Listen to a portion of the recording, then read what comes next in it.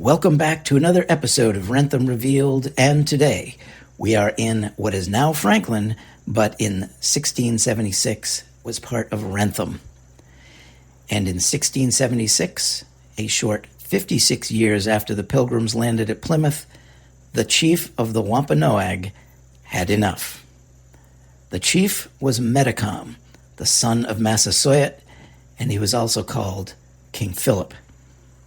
His 3-year war against the colonists included a terrible incident that happened here at what is now known as Indian Rock. In 1676, Metacom's men burned the village of Medfield and then moved south to Wrentham. The next day, a Wrentham man looking for his stray horse discovered a group of 42 Wampanoag. The next morning, 13 men from Wrentham attacked them here. At dawn, they opened fire. The Wampanoag fled, some of them down this rocky cliff, where they were immediately pursued and slain. 2 of the Wampanoag managed to escape and attempted to conceal themselves in what is now called Mill Brook, about a mile away. They were found and killed. The total number killed was more than 20. The exact details of what happened will never be known, because several contemporary historians never even mentioned it. The earliest documented account of this event was written 130 years later, in 1806, by Wrentham resident and noted physician, Dr. James Mann.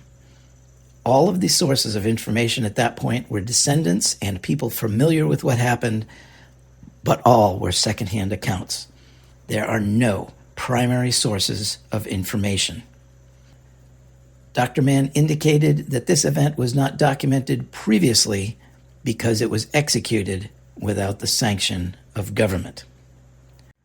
147 years after the attack in 1823, a commemoration was made by J.G. Metcalfe.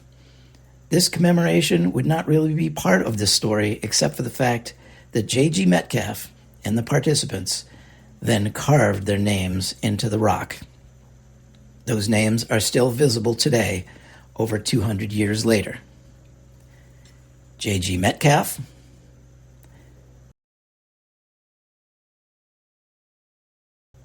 W. Lovering,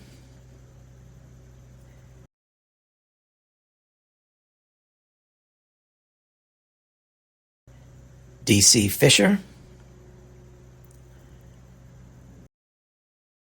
H.N. Gridley,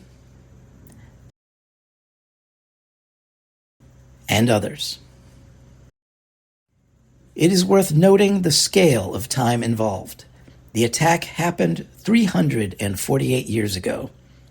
It was documented 130 years after that, and the commemoration was 17 years after that.